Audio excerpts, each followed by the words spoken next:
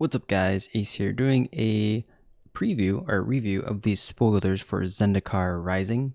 With the new set comes a lot of new cards and a lot of interesting new mechanics, as well as the flip mechanic, which you can see on this pelakka predation and pelakka caverns card.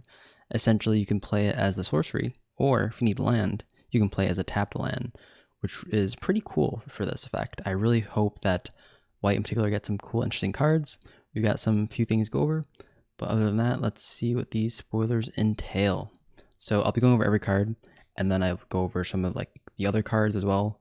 The expeditions, I might go in that a bit later. I think they're all revealed. If they're all revealed, I'll go over them now, but maybe we'll do them later.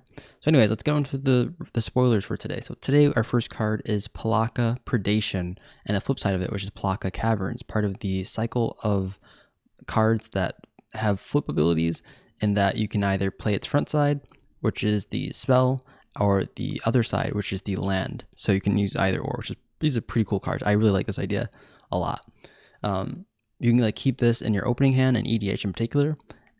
And if you don't want to use that card and you need land, you can just look at the back of this and be like, oh, play this tapped for the start of my turn.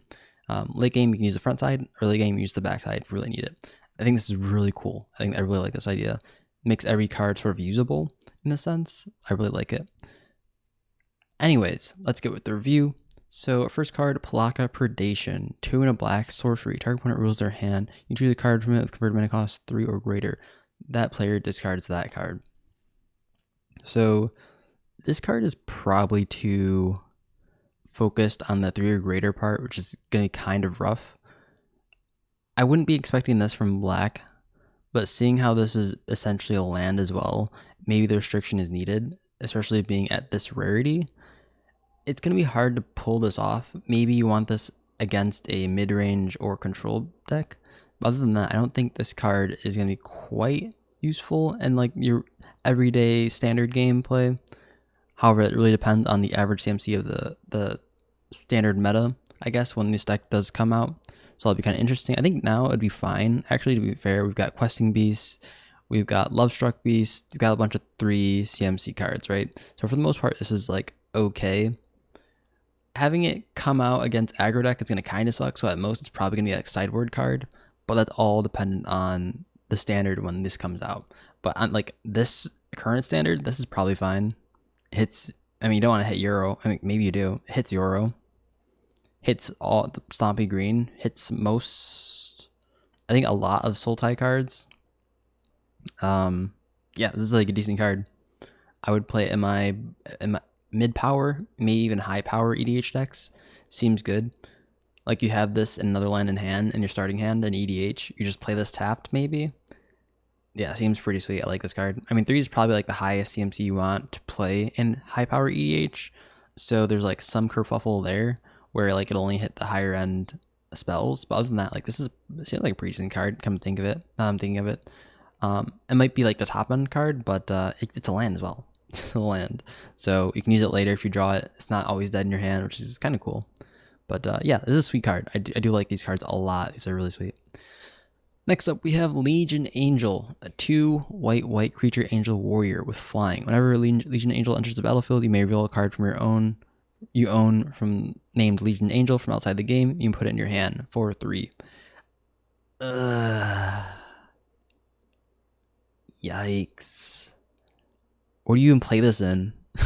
I'm sorry guys, but this is the quality white card draw that we don't need, we don't want.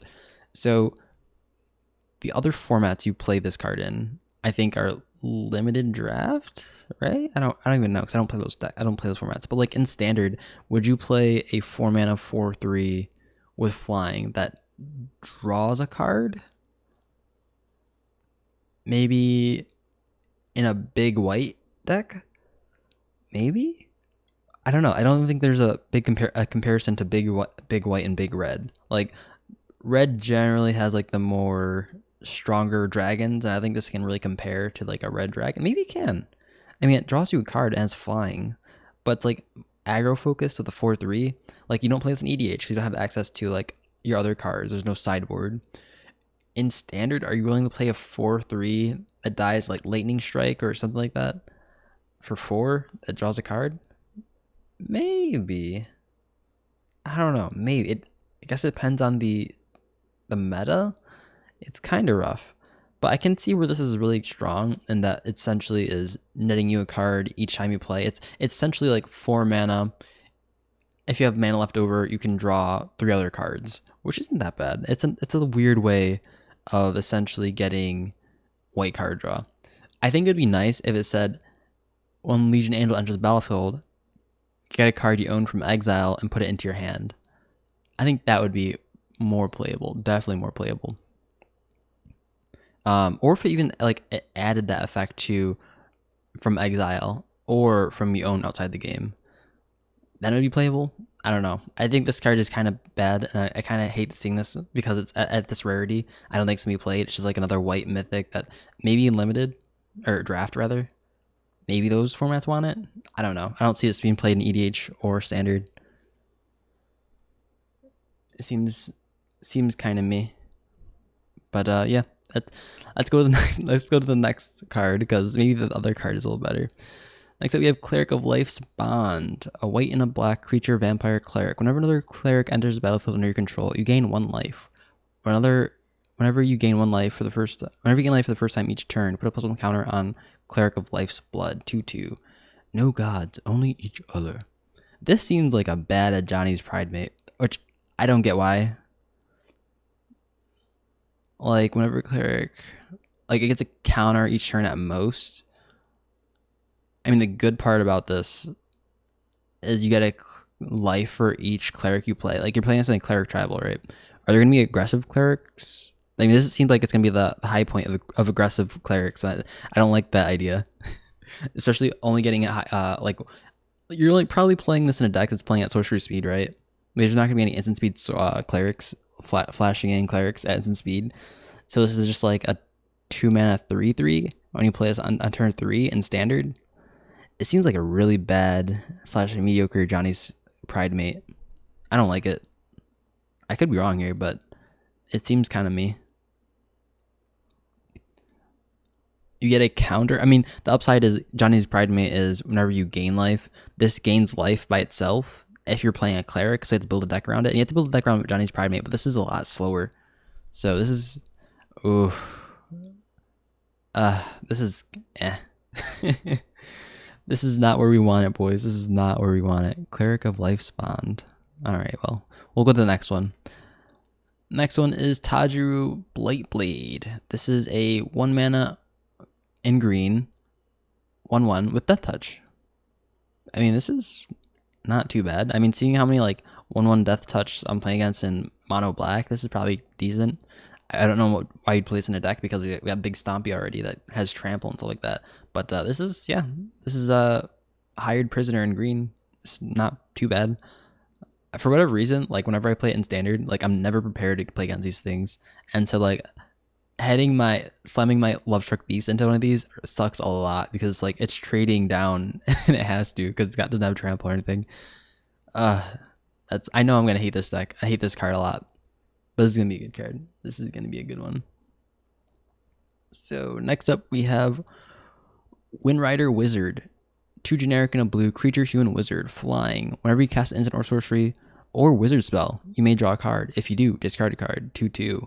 I think, isn't this the first time we're seeing a spell that says instant sorcery or wizard? Like it has those 3 in conjunction with each other. I think this is.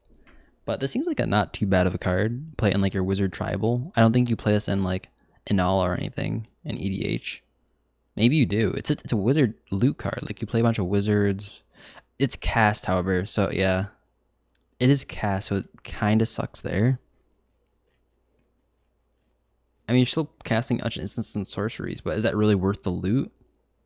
Probably not. It's probably not worth it. It's a cool effect though. It's definitely cool. But yeah, I mean, it has flying too. That's a lot up. I remember back in the day, we used to get like a Windrake that was like a 3 mana 2/2 with flying, and like that was good. This is a lot of upside compared to that. We've evolved. We have the technology. All right, so let's go to the next one, which I'm actually kind of stoked for. At the same time, kind of for, which is Confounding Conundrum. 1 in a blue enchantment. Whenever confounding conundrum enters the battlefield, draw a card. Whenever land enters the battlefield under your opponent's control, if that player had another land enter the battlefield under their control this turn, they return a land they control to its owner's hand. So they're playing a lot of bounce lands now, essentially. This card is pretty sweet. You play this in Yark, ooh, that's value. That's real estate. That's free real estate right there. This is a good card. I wish it was in white. Like it could have said like you could have got rid of the white draw a card clause, and you could have been like if their player plays a land, destroy that land instead, and then it would have been a white. I think this is more of a white effect, but I think, and what sucks too is that it's in the Euro colors, and so it's gonna be more blue-green decks playing against blue-green, with blue-green sideboard pieces against blue-green decks. In standard anyways. I mean, in EDH is gonna be an all-star. Like you're playing blue, you're playing this card. I don't think you play this in high power or CEDH because like you generally can just like play at instant speed most of the time anyways. So there's not really point in trying to like stifle fetches at this point. I think people can easily get around it. The fact that it cantrips is kind of big too. This is a good card. This is, I want to say, the blue Blood Moon. Like I think this is that good for EDH reasons. Do you play this in Modern? For like, no, because Valakut still triggers. Okay, this is actually Valakut gas. You don't play this against Valakut, right? So they just play their lands and they play it again and just free bolts, right? I think this is just EDH. It's a good card. The fact that it cantrips is just so good. See, why can't other colors have this? See, Wizard stopped caring about balancing colors. They just want everyone to play blue now. They just want everyone to play blue. This card is pretty good. It's really it sucks too because I want to play other colors, but cards like this are just like, why play any other color when you can just play blue? Have answers to anything. You can bounce anything and then counter it on the way down. You're drawing a bunch of cards, so it's like not really a problem. You're using cards from your hand, right? It's so hard to play other colors, and they make it really hard. See, I hope red and blue. I'm sorry. I hope red and white get something like this. I think white is getting a. Oh, it's been leaked. Red's getting a land destruction spell, which also cantrips. That'll be good. Definitely looking to see that. Definitely need more of that. I think that would be an EDH staple too. Like, the fact that it cantrips, you probably dump that in any red deck in EDH. It destroys a bunch of like good utility lands or lands that just vomit mana out, especially against black. Yeah, we need more of those cards. We definitely need more of those cards. But yeah, that's Confounding Conundrum. This is a sweet card. Gosh, why did they have to make it in blue? They didn't have to do this. They didn't have to do it in blue. What were they thinking? Like, oh, we've got Euro in standard right now. Why not just like print more blue cards to play against the Euro decks, so that way no one plays more Euro, right? And then it's like you put this in blue, and it's like, no, the Euro players can just play it. It's like, anyways, let's go on to the next one. Next up, we have Drana, the Last Blood Chief. 3 black and black, legendary creature, vampire cleric.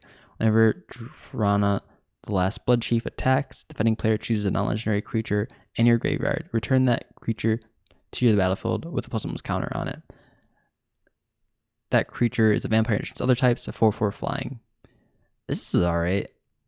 I don't think it's particularly good because it has to attack. It's not like an ETB. I think I would have valued the ETB because how many times is it probably going to die in EDH, especially like if you're dumping a bunch of like Eldrazi in your graveyard and mono black or something like that. I'd probably want the ETB inside the attack. Although the fact that it's attack means the ceiling is a little higher. Like you tag like 3 times with this, you're getting 3 things opposed to 1 if it was ETB. This is an okay card. Play it in like mid power.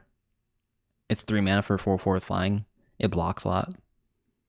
Like I play Mangara and like he's a 2/4 and no one really swings into me. I think maybe it's because of the attack draw clause, but like this is not that bad.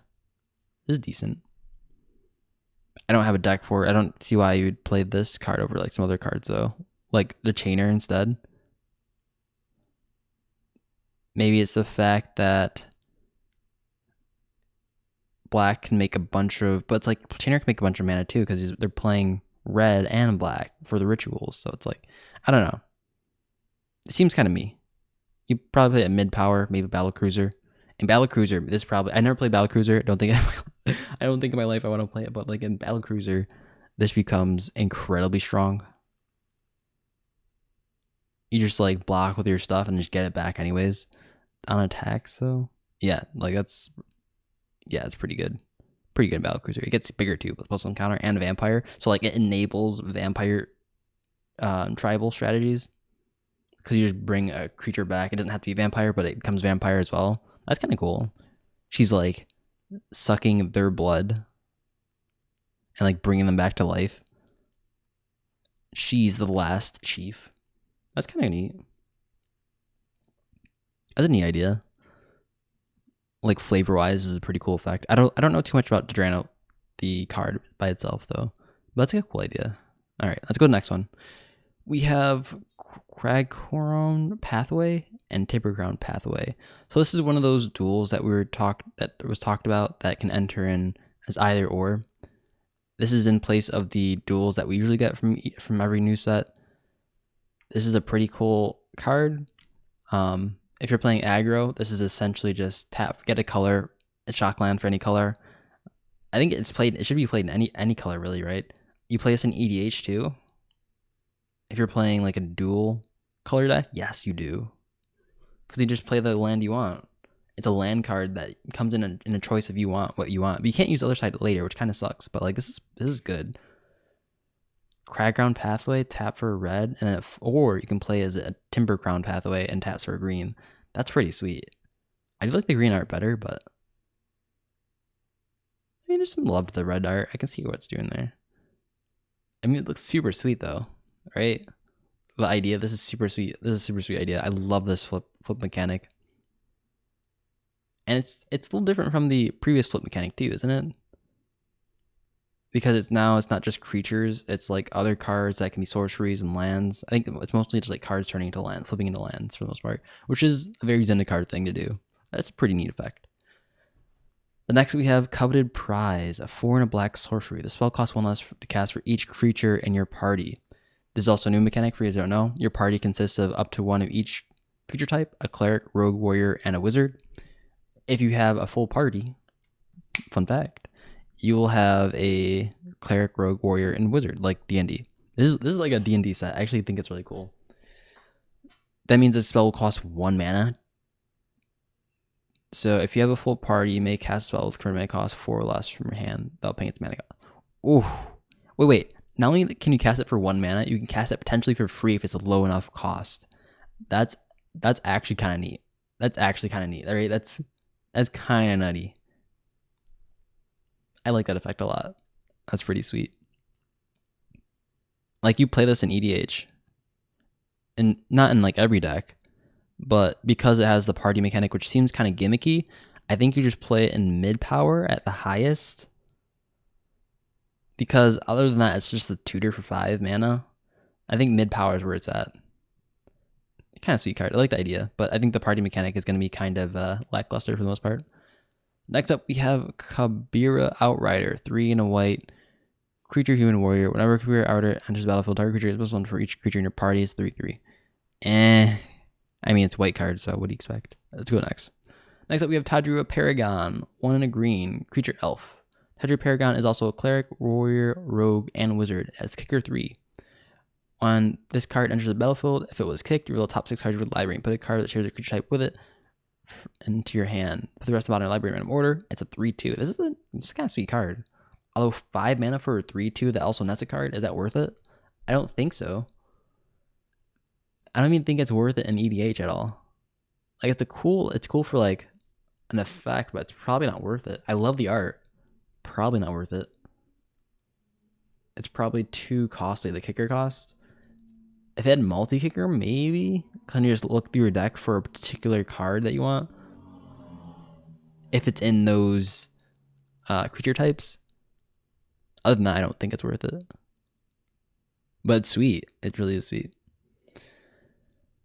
And then next up, we have Zulaport Duelist, which is actually the first reappearing Zulaport, which is a Zendikar tribe. Is it in blue and black? I thought it was always like a black thing. Maybe it's just because we're seeing too much Zulaport Cutthroat. Anyways, Zulaport Duelist. This is a 1 mana blue creature human rogue with flash. When Zulaport Duelist enters the battlefield, up to one target creature gets -2, -0 to a turn. Its controller mills 2 cards. 1/1. That's not too bad. Seeing some more mill. Is it worth it though? Like maybe turn 1 if they're smacking you with their 1/1. Then you get to trade. And then they mill 2. Maybe if there's more mill payoffs. Maybe. That's kind of sweet though. It's cute. I mean, this is also a flash for a common. I think it's kind of cool to see. Is that really rare though? I think that's cool to see though. It's a neat effect. The next up we have our Boros dual flip lands. I don't know what to call them. Our Boros Pathways.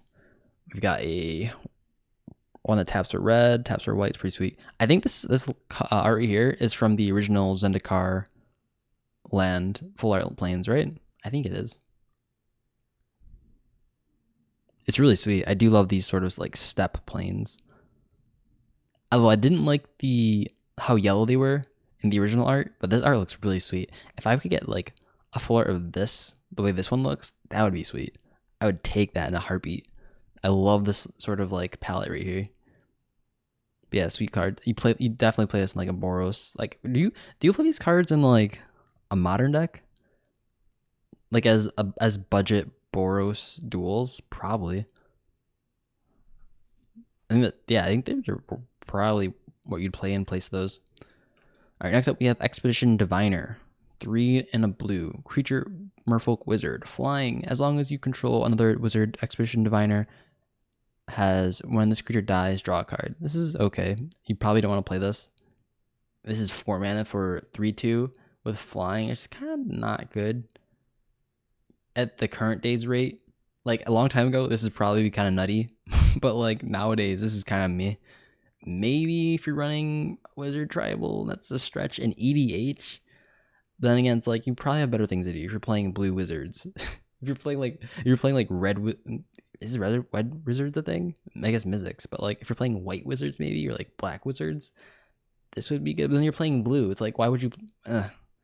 These cards, it's draft fodder. Maybe. That's all right, I guess. If you have 2 of them, it's like you draw 2 cards with them dying at the same time. Maybe. I don't know. I'm trying to shoehorn this reason to play this card. This seems just kind of like draft shaft. Next up, we have Grotag Bugcatcher. 1 in a red. Trample. Whenever Grotag attacks, it gets +1 turn for each creature in your party. Ooh, that's kind of neat. 2/1 for 1/2. If you have a full party, it does 5/2 with Trample for 2. I mean, at that point, you're winning the game already, though, right? Like, you got 4 other creatures on the battlefield. You've got a 5/2 with Trample. It's like, you're probably already winning. It seems like a win more card. I guess it does trade up in, like, draft. But other than that, you probably don't play this anywhere else. Next up, we have Might of Mursa. 1 green instant kicker, 2 and a green. You may pay an additional 2 to green as you cast a spell. That's just a reminder text for kicker, how to use kicker. Target creature gets +3/+3 until the turn. If the spell is kicked, that creature gets +5/+5 until the turn instead. This is kind of cute. +3/+3, a wild growth. Is that worth it in an EDH deck? Probably not. It's probably good for like combat tricks in standard if this comes out, maybe. Like, it seems like for the most part, a bunch of these creatures, from what I can tell, are understated for their ability. So this is probably like a kill spell in green for the next standard. And nothing else to say about this card. Next up is Gnarled Colony. 1 in a green creature beast kicker, 2 and a green. If Gnarled Colony was kicked, it enters the battlefield with 2 counters instead. Each creature you control with the counter has Trample, 2/2. So would you play a 5 mana 4/4? Probably not. I wouldn't even compare this. Like, it's got like an Anthem effect, but still probably not worth it. It's cute. Like, it's a little bear thing. It's a little bear beast. It kind of looks like a Felidar to me with the horns. Maybe it's just a beast though. It's cute, but I don't think it's worth playing. I don't think you play this anything besides draft, of course. All right, next up we have Spitfire Legacy. I love this freaking full art Zendikar thing they're going on here. Anyways, let's talk about it. Spitfire Legacy, 3 in a red. Creature lizard. Landfall. Whenever land enters battlefield under control. Spitfire Legacy deals 1 damage to each opponent. 3/4. This is a big dude. I was expecting like a 3 mana or yeah 3/1 for this sort of effect in red, but this is big. Red's been getting kind of chunky lately, to be honest. This is cool. I don't know how much land effects will be in standard, but this is kind of sweet. Maybe you play it in some weird scape shift deck in standard, if that's a thing. Although scape shift has been in standard for like the past 2 sets, 1 set maybe. This is a sweet card though. I like the art for it. I can't say about the effect. The effect seems a little understated. Maybe you play this just in draft, slowly get through. I feel like a lot of this we're going over is just like draft stuff, but yeah, this is kind of sweet card. I like the art. Next up, we have Nissa of Shadow Boughs. Wait, what? Nissa of Shadowed Boughs? Am I saying that right? 1 sec. Boughs. How do you say this? Bough. Nissa of Shadow Bough. I've never heard that word before. The one things you learn about Magic. Nissa of Shadowed Boughs. 2 black and a green. Legendary Planeswalker Nissa. Landfall. Whenever a land enters the battlefield under your control, put a local counter on Nissa Shadowed Bough.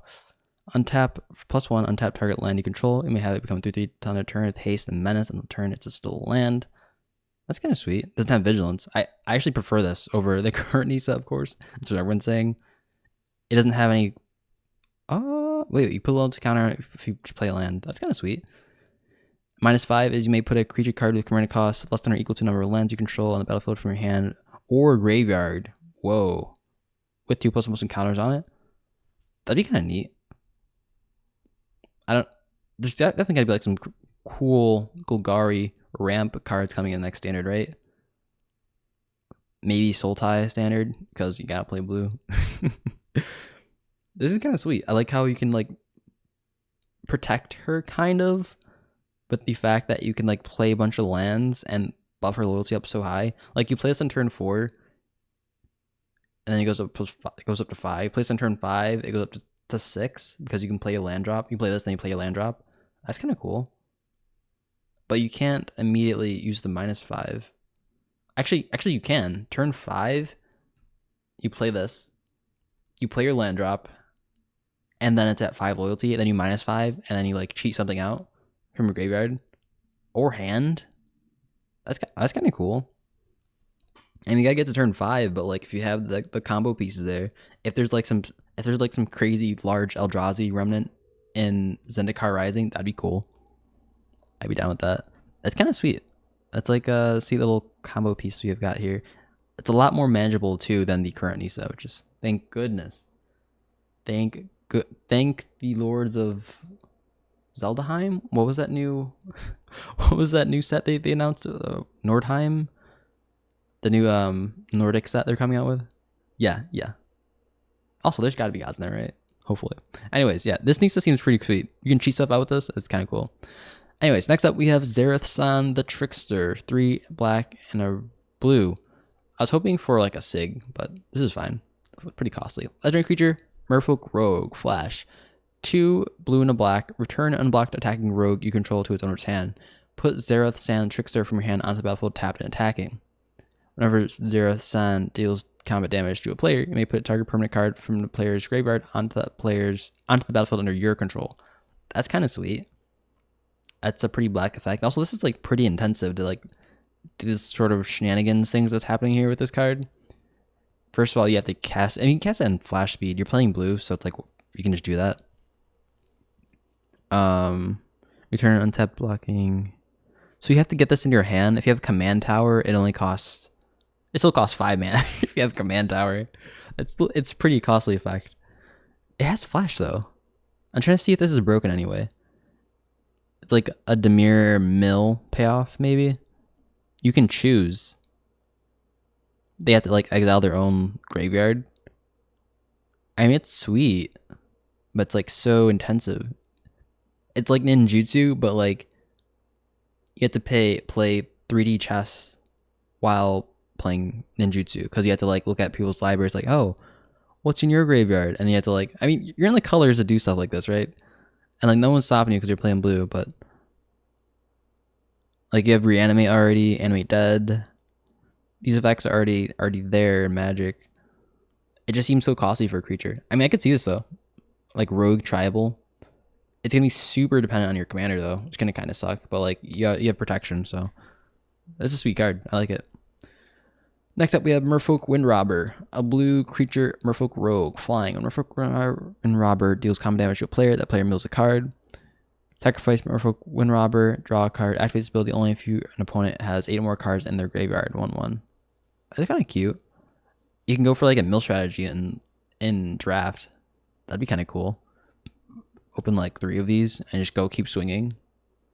I mean, did we get another payoff for this? I don't think we saw another mill card up here, have we? Oh, we have the Zulaport Duelist. Yeah, we can totally do like a draft mill theme going. That's kind of cool. Nothing else to say about this card. The fact that you have to like have 8 cards in the opponent's graveyard, in their graveyard, kind of sucks. But like it's a 1/1. Like what more can you ask for? Next up, we have Boulder Lost Pathway. This is sweet. I want this art so badly. This is the full art version too. It's really sweet. I wish they had freaking singles that if they had like, why didn't the full art planes look like this? I really like this. This looks so good. It's so good. All right, next up we have Farsight Adept, 2 and a white creature core wizard. Whenever Farsight Adept enters the battlefield, you and target opponent each draw a card. 3/3. Yikes. This is that white card draw we've always wanted. It's very meh. But I mean, what's the saying that Mero said? Like white can do everything just at a cost. Maybe this is that cost. I mean, if it said like whenever an opponent drew a card, you and target opponent draws a card, like that'd be kind of cool. Maybe something like that. I don't know. I don't know how you fix this. Someone help. Next one, Cliffhaven Sellsword. This is draft fodder. We do have some pretty lands here, which are pretty sweet. The Lava Glide Pathway, which flips into the River Glide Pathway. These are really pretty. I really like this. Especially the colors in this one. Jeez, the stretch of what an island is. Why don't they stretch what a like what a mountain? I guess this is sort of stretching what a mountain is. It's showing a volcano. Super sweet though. I like this. Next up we have Aura Skyclave Hierophant. 2 white and a black legendary creature core cleric. Lifelink. Whenever Aura Skyclave Hierophant or another cleric you control dies, return target cleric with lesser convertment cost from your graveyard to the battlefield. The Skyclaves are our inheritance. 3/3. If only it said equal CMC or less, I could see this being played. Other than that, I feel like a Yara? No, not Yara. There's another black and white core core, I believe, legendary creature in the last Zendikar set.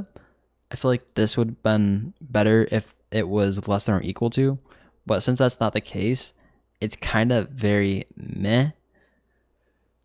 Because like they're obviously killing this, and so when they kill this, you're getting back your second best core from your graveyard, your second best cleric from your graveyard, and I don't think there's gonna be too many. I mean, maybe this set will show me something else, but this doesn't seem that good. So, anyways, next one, Bright Climb Pathway. This is pretty, like art. Bright Grim Climb Pathway. This is kind of dark. I like the art. Actually, you know, the art is kind of like questionable. I don't know what's going on here. That's fine though. Wait, are these showing Bright Climb Pathway, Merkle? No, these are different pathways. All the pathways seem different, I think. So this is the Clearwater Pathway. I mean, of course, this is probably the full art version of the card, but all right. So Clearwater Pathway. That's sweet. Wait, is this the? I think this is the same region, but this seems like the start of the river, perhaps, or of the pathway, and this is like the end of the pathway. That'd be kind of cool. I wonder if there's any like connection between the pathways. That'd be kind of sweet too. Next I have Linvala, Shield of Seagate.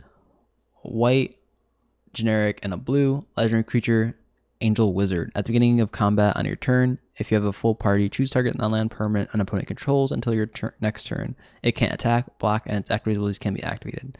Sacrifice Linvala. Choose hexproof or indestructible creature you control. Gain that ability until end of turn. 3/3. This is kind of sweet. This is like the Selfless Spirit, but for Azorius. Are you ever getting a full party if you're playing Azorius though? Wait, let's see. So a full party requires a rogue, a wizard, a warrior, which I guess can be done in white, and a cleric, which I guess can be done in a white. That seems like a tall order though, especially for like most cards having only like 1 or 2 types to them.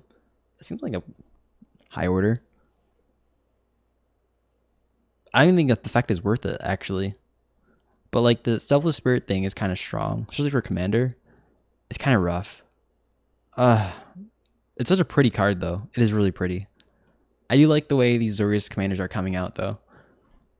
They're really pretty. Next up we have Spoils of Adventure. 4 white and a blue instant. This spell costs 1 less to cast for each creature you control, or for each creature in your party. You gain 3 life and draw 3 cards. So of course, if you have a full party, this costs white and a blue. You draw 3, and you gain 3. It's fine. Like, it's like, is the white gaining 3 life? Is that? It should be a little more than that, right? Like maybe 5 life. Like how much life is equal to 3 cards? I don't know. Add a little white pip in there, gain 3 life. All right, next up we had a cooler card though. Next up is Tazri, Beacon of Unity. 4 and a white. Legendary creature, human warrior. This spell costs 1 less to cast for each creature in your party. So you can cast it for essentially 1 mana if you have everyone in the party. So it's 2 or blue and 2 or a black and 2 or a red and 2 or a green. Look at the top 6 cards of your library and reveal up to 2 cleric, rogue, warrior, wizard, and or ally cards from among them. Put them into your hand. Put the rest in the bottom of your library in random order. 4/6. She's thick. But like this is your D&D commander. Like if you want to play D&D and you want a full party, you want clerics, rogues, warriors, and wizards, you definitely play her. She's definitely, this is a sweet looking card though. I mean, I guess you could play it in mono white, but like 5 mana for a 4/6 with abilities that cost mana. it's a sweet card though. I do like it. Like what deck do you play it in? Only like mid power commander? Probably. There's no like crazy combos that would combo with this, would there be? Well, like you can essentially tutor for a particular card and a color, I guess, if you have infinite mana. Actually, it's not that bad actually. If you can like tutor through your deck because of the ability, it's like a win con in the command zone. You play it with blue and green and black. Not that bad actually. Oh, I noticed. It is all 5 colors except the activated ability doesn't require white. Interesting. Yeah, so Acquisitions Expert. So next card. Acquisitions Expert is a 1 and a black. It's a sweet card, so I guess Beacon of Unity. I do like the art for it a lot. In the Seagate. Oh, that's so pretty. Alright, next card. For real this time, next card. Acquisitions Expert. 1 and a black. Creature, human, rogue. When Acquisition Expert enters the battlefield, target opponent reveals the number of cards from their hand equals number of creatures in your party. Choose one of those cards. That player discards that card. Your party consists of up to 1 of a cleric, warrior, wizard, 1, 2. Yep. This is a sweet card. Like you play this on turn. Oh wait. If this dies once on the battlefield, you don't even get anything, right? They don't discard anything. So it's got a low floor, but also a decently high ceiling because it can get rid of lands, which most hand disruption cards don't do. It's not that bad, like honestly. Like people are probably not going to kill this. Like you'll probably get the ETB off, right? I could be wrong about this, but or is it using the last known memory thing that was told before? I don't know. Well, if you don't get any card draw, or if you don't get any discards off of like them killing this, that kind of sucks. But like they already chose the card they're discarding, which is the kill spell, right? So I don't know how that works. Maybe someone can tell me in the comment section down below. That's pretty sweet though. I like this card. 2, and you disrupt their hand. They have to discard something. They have to choose also which cards I want to show you that can possibly get rid of. That's kind of sweet. Next up, we have Shepherd of Heroes. 4 and a white creature, Angel Cleric. Flying. When Shepherd of Heroes enters the battlefield, you gain 2 life for each creature in your party. 3/4. Draft. Next up, we have Omnath, Locus of Creation. The new Omnath card. Red, green, white, and blue. No black. Interesting. Next Omnath, we'll get a black Omnath. A 5-color Omnath. Legendary creature Elemental. When Omnath Locus of Creation enters the battlefield, draw a card. Landfall. Whenever land enters the battlefield under your control, you gain 4 life. If this is the first time this ability has resolved this turn, if it's the second time, add red, green, white, blue. If it's the third time, Omnath deals 4 damage to each opponent and each planeswalker you don't control. 4/4. Interesting. So I didn't read this before, but it actually doesn't affect creatures. And it's because he's trying to recreate Zendikar. That's kind of cool. I think I dig that. Super sweet. Like the fact that it also doesn't have any more landfall triggers sucks a little bit. But like you're getting a lot of like value out of it. If you can get up to 3, like that's the magic number. Like you don't need to get more value out of it. Like it generates mana for you playing your lands. And value from destroying other players' planeswalkers. That's pretty good. That's pretty neat. Honestly, if it destroyed creatures, I think that'd be kind of broken. But I don't know how much landfall is gonna be in this game. Because like the lands don't. You only play, for what I can tell, 1 land per turn for most of these cards. Still, like there's not too many cards that like help you put a land in the battlefield. I don't believe yet. I think there's like a land. There was 1 card from Throne of Eldraine that did that in this current standard, but like I don't think there are any standard cards currently able to like help with landfall. So this is kind of interesting to see how much landfall support we're gonna get. Anyways, next up we have Lotus Cobra. 1 green, you guys know what it does. Creature snake, landfall. Whenever land enters battlefield under control, add 1 mana of any color. 2/1. Pretty sweet card. Love the art for it. I love this art. This art looks sick. This sort of like Hedron-esque look to these cards. It looks really sweet. Especially Omnath. Like this playmat for Omnath is gonna be really sick. It's gonna sell for a lot. No, I mean it's not gonna sell for a lot because obviously it's gonna be $20 or something like that. But this is sweet. Sweet card. Next up we have Blood Chief's Thirst for 1 black sorcery that also has 2 and a black to kick it. Destroy a target creature or planeswalker with command cost 2 or less.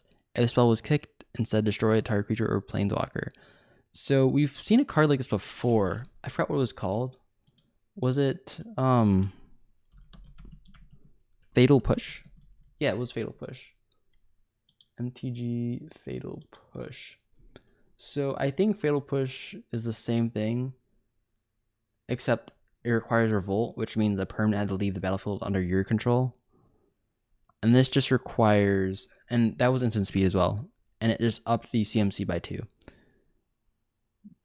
This requires destroy target instead. This just requires you paying 3 extra mana at sorcery speed, which is still strong for standard, especially. Like this is pretty decent for standard. Probably. I don't think this is gonna be played in like any other format besides Commander. Like in Commander, this is really good because how versatile this is. You get sort of mana dorks and like low CMC crap at 1 CMC is pretty good. Yeah, this is sweet for Commander. I like this for Commander. Alright, next up, let's look at Ruin Crab. Blue creature crab. Landfall. Whenever a land enters the battlefield under your control, each opponent mills 3 cards. 0/3. So yeah, this is going in your mill decks. It's a 0/3, so it can go in Fennex pretty strong and do a lot of stuff. It's each opponent too, which is pretty strong. So like you can tap this to mill someone for 3. Then you play a land, then each opponent mills 3. So that's 6 cards for 1 blue. I'll take that. That's good. That's pretty good. That's some straight value there. Next up, we have Marasa Rootgrazer, green and a white creature beast, vigilance. You may put a basic land card from your hand onto the battlefield. Tap, return target basic land you control to its owner's hand. 2/3. So this is where we're getting our landfall, it seems like, for the most part. Green, maybe it's like a green-white thing. But this is our first landfall assister card. You can tap this, similar to Walking Atlas, to put a card, basic land card, from your hand onto the battlefield, which does enable landfall. So that's 2 triggers. Play this, and then you tap this for landfall, and that's 2 triggers. Maybe there won't be enough to support Omnath. All you need is 3, so I don't think we've seen any cards yet that'll help that. So this is interesting. I like this. This is cool. This is Selesnya, 2 mana for 2/3. This is good. This is sweet. Obviously it's green, so it's like it's gonna be on par.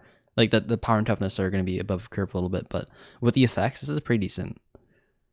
Return target basic land you control to its owner's hand. Ooh. So that's gonna be kind of decent too, because what if you need a color on a particular land you have, but it's not the flipped color land that you want? So you return it back and you flip it, you play it for its other side. That's kind of neat. Like you can do the little swapperoo. That's kind of cute. I don't think that will that ever be useful. I wonder. That's kind of cute though. And next up we have Velcro Awakening.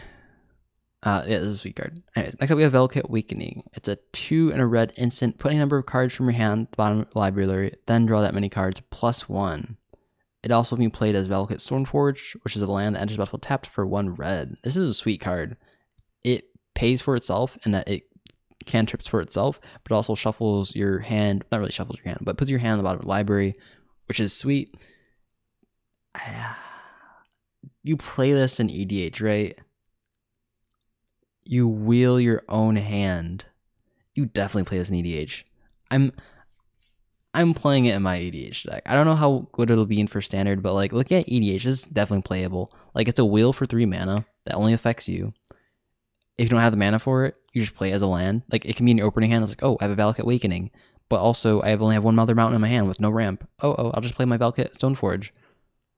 And then you have 2 lands in your hand, this and the other mountain in your hand. I think you play this in EDH. You definitely play this in EDH. This card is sweet. This card is sick. The fact that it draws you +1, so like it replaces itself, is really good too. So you don't lose any cards. You simply shift the amount of cards you have. Well, you trade your hand. Like that's pretty sweet. Yeah, this card is sick. I think we'll be liking this card. This card is gonna be a staple in mono red mid power at least. High power maybe. Oh, high power. You play this in high power, right?